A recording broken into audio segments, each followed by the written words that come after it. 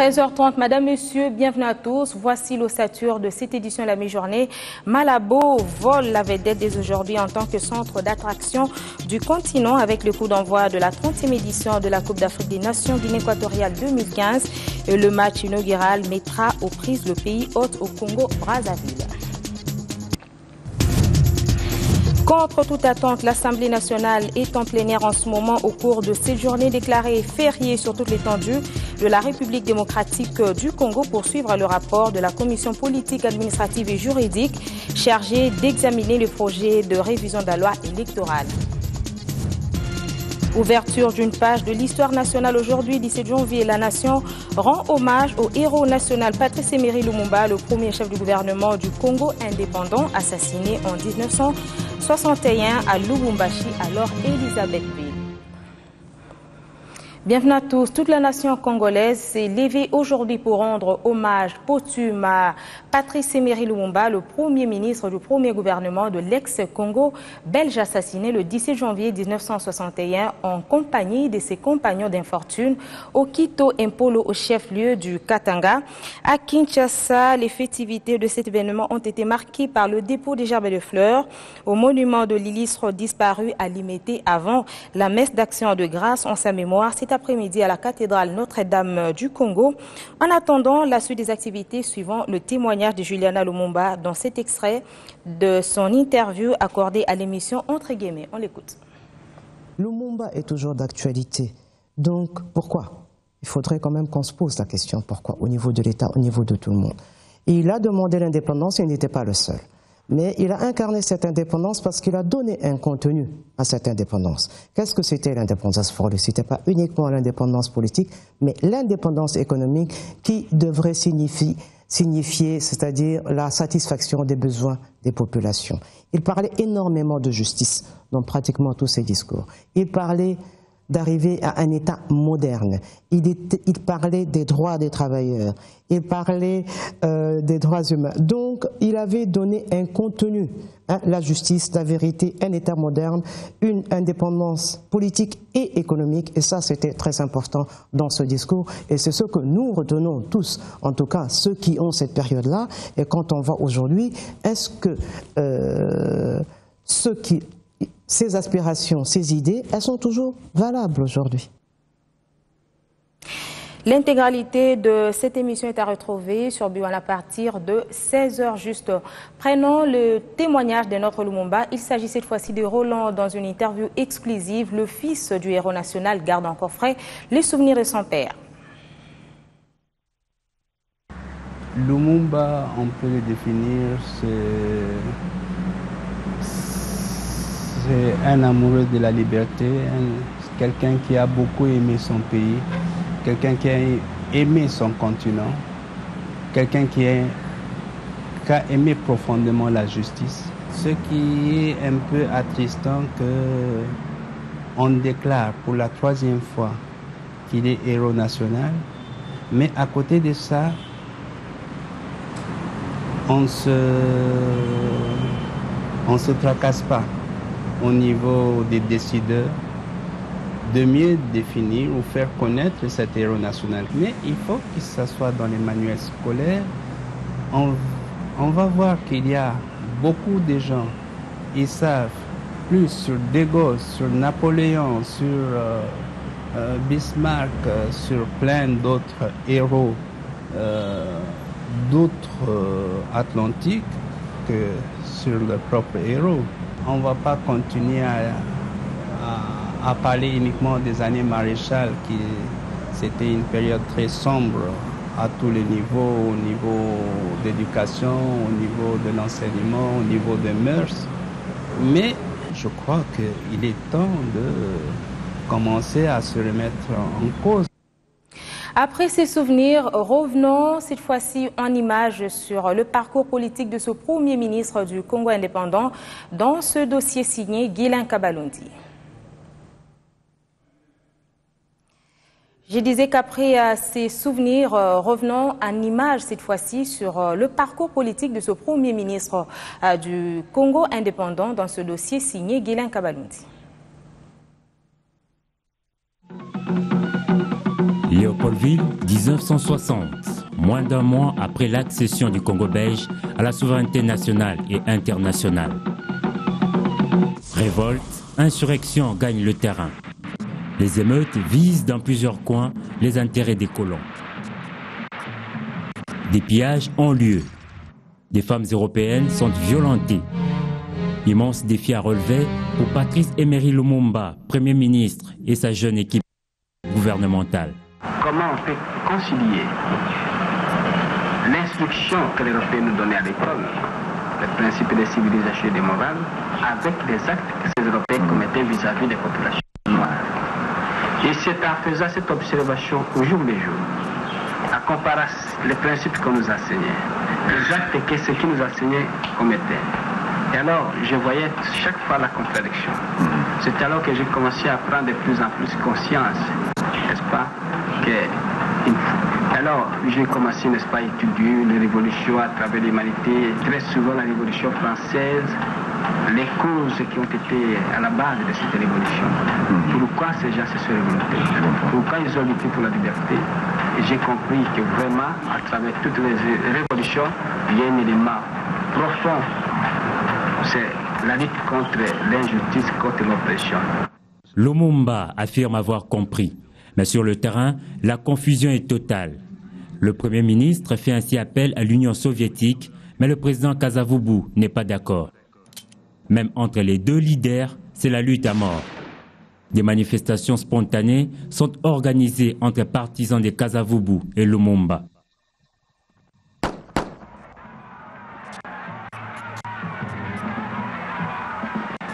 De ces bras de fer, c'est Lumumba qui sera vaincu. Défaite dont les origines remontent, selon de nombreux observateurs, au 30 juin 1960, lors de la cérémonie d'accession à l'indépendance du pays. Son discours inattendu, virulent, dénonçant les abus de la politique coloniale belge depuis 1885, sonne le glas pour le Premier ministre du Congo indépendant. L'homme signe ainsi son arrêt de mort.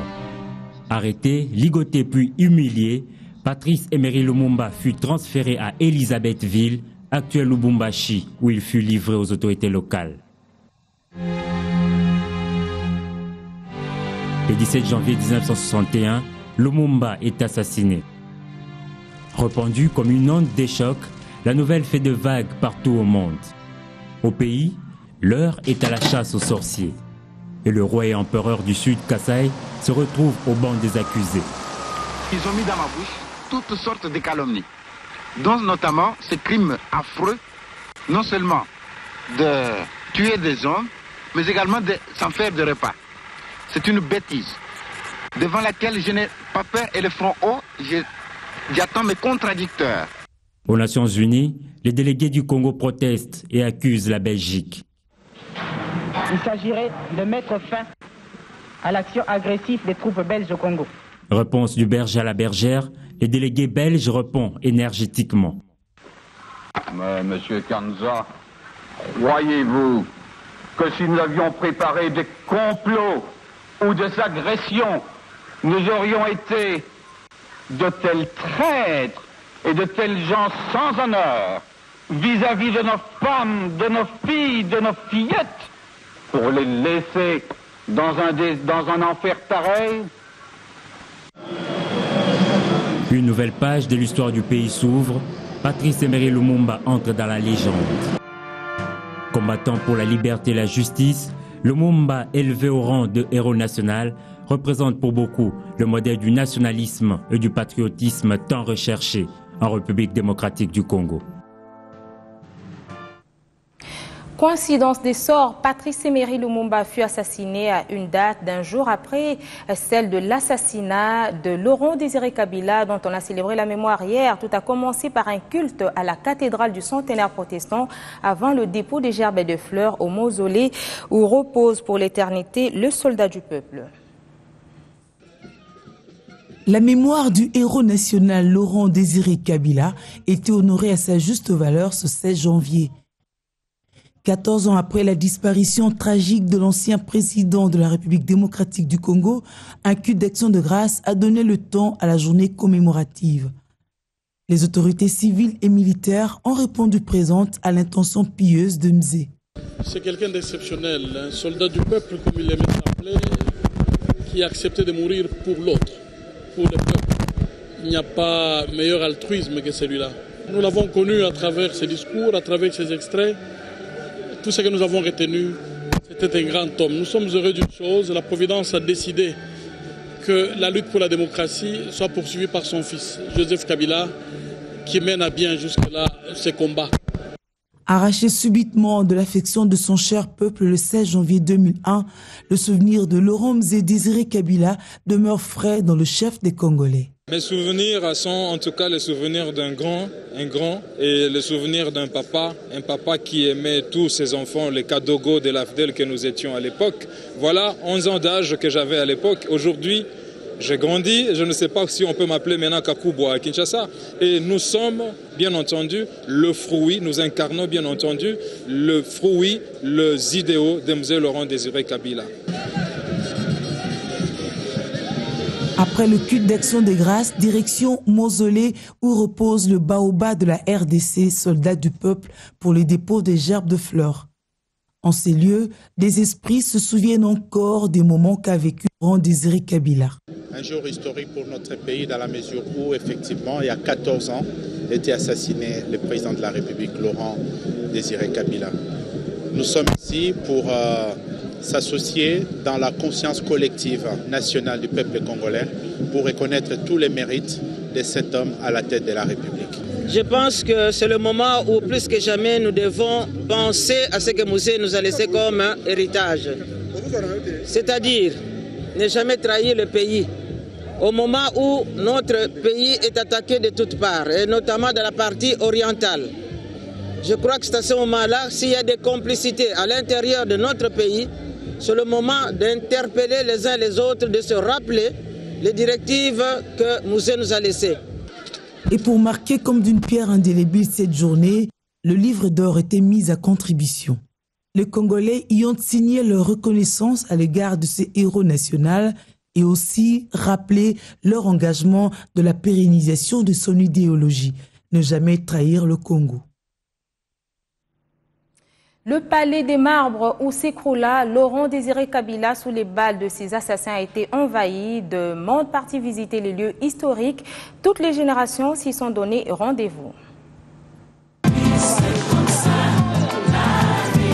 Il s'agit de personnes de tous âges, celles qui ont connu Mzé Laurent Désiré Kabila et celles des générations d'après. Elles font la file depuis la grande entrée du palais de marbre jusqu'à ses bureaux, lieu du crime. Le décor du 16 janvier 2001 est toujours intact. Le siège criblé de balles, devant la table du salon où sont posées les lunettes, le stylo mais aussi les dossiers de travail et bien d'autres éléments.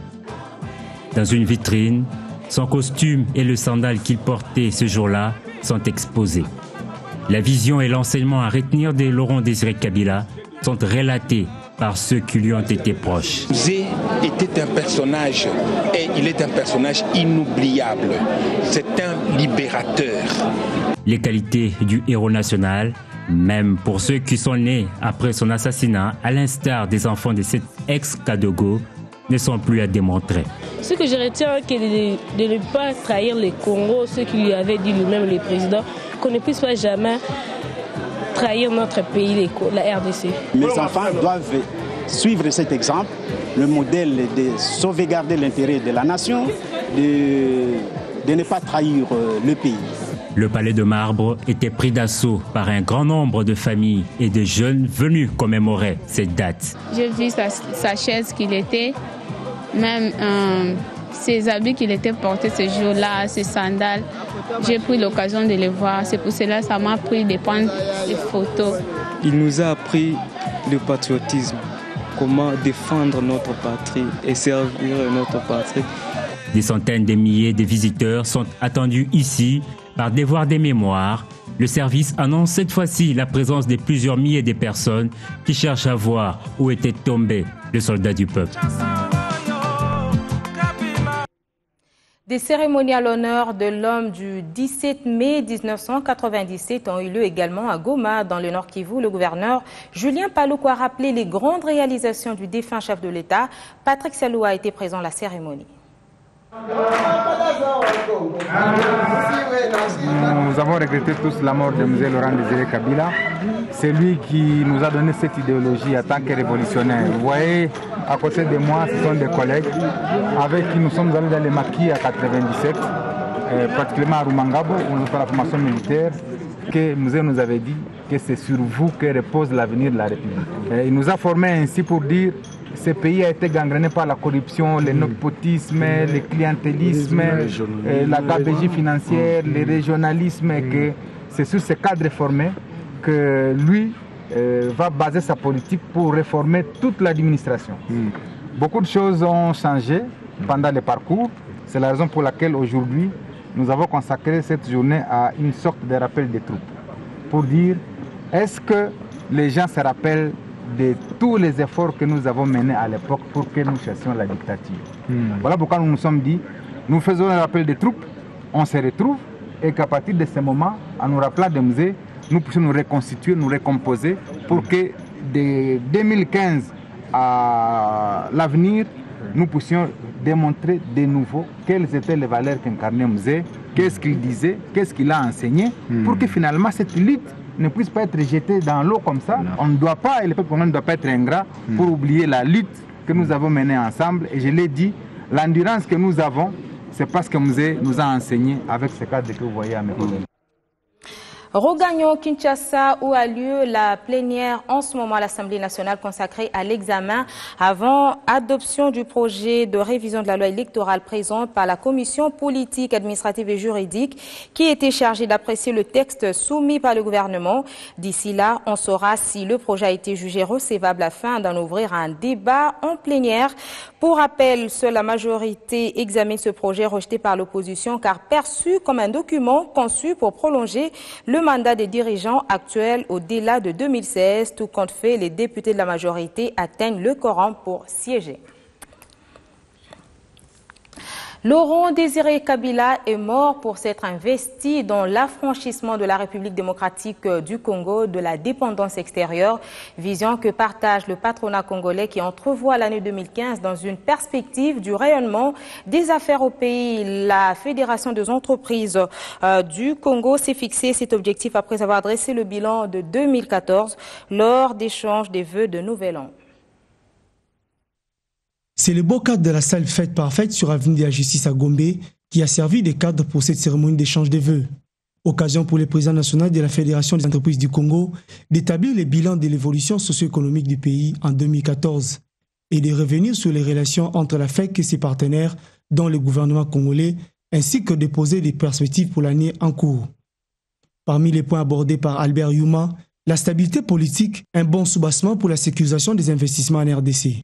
Tout ce dont nous parlons ici repose sur la nécessité d'une stabilité politique du pays, qui est avec la paix une condition sine qua non de la confiance des opérateurs économiques et des investisseurs dans n'importe quel pays du monde. Les investisseurs suivent la paix et la stabilité politique.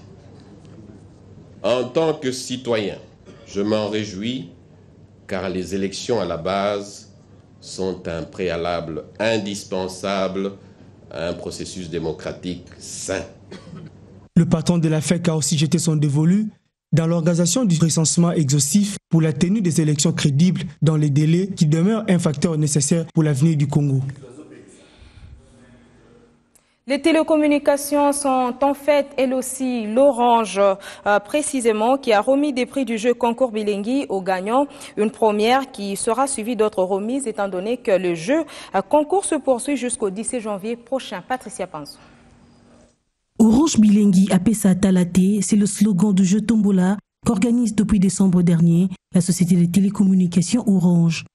Chaque jour, chaque semaine, chaque mois, de nombreux prix à gagner. Des téléphones, des sommes d'argent et même la nouvelle Peugeot 2008 sont à la disposition des abonnés. À l'occasion de cette cérémonie de remise de prix, plusieurs gagnants ont été connus. J'ai commencé à consommer comme d'habitude. Je recevais des SMS me disant ma consommation minimale de la journée afin de pouvoir être dans le bon dans cette promotion. Comme tout le monde peut le penser, moi également, je me disais que c'était de la farce. Je ne participais jamais à ce genre de promotion. Je me disais que c'était du faux. Mais aujourd'hui que je suis gagnant, je me rends compte que c'est du vrai. Je joue souvent et j'ai déjà gagné au moins 4 fois. Je vais demander à tout le monde, à toute la population, d'utiliser vraiment, d'acheter la SIM Orange. Parce qu'avec Orange, il y a plus la crédibilité. La tombola se poursuit et nous continuons de consommer pour tenter la chance afin de gagner la Jeep le 14 février. À travers ce jeu concours, Orange veut non seulement récompenser ses abonnés, mais aussi prouver le slogan de ce jeu tombola. Nous voulons juste continuer à dire à nos clients que la promo continue jusqu'au 14 février. Il y a plusieurs prix. Chaque semaine, nous donnons 450 000 francs, plus de téléphones à tous les clients qui vont jouer à CG. Le principe de la promo est simple. Vous faites les stars 4000 dièse, vous êtes automatiquement éligible à cette promo. La promo est orientée consommation. Il n'y a pas d'autre formule, il n'y a que ça. Et puis nous avons un grand prix qui va clôturer cette promo. C'est une voiture Peugeot que nous avons exposée aujourd'hui. Orange invite les fidèles et même les potentiels abonnés à jouer jusqu'à la finale qui interviendra le 14 février afin de bénéficier de nombreux prix. Sport, le continent est dans l'allégresse. La 30e édition de la Coupe d'Afrique des Nations Guinée équatoriale 2015 s'ouvre à ce soir à Malabo, balle d'ouverture, le Zalang national contre les Diables Rouges. Ce soir, 16 équipes prennent part à la compétition en 32 matchs. La République démocratique du Congo joue contre la Zambie demain à partir de 17h. Donc très bonne chance à l'équipe nationale congolaise. Fin de cette édition du journal, Madame, Messieurs. Merci de nous avoir suivis. Retrouvez cette édition quand vous voulez sur www.bone-tv.com.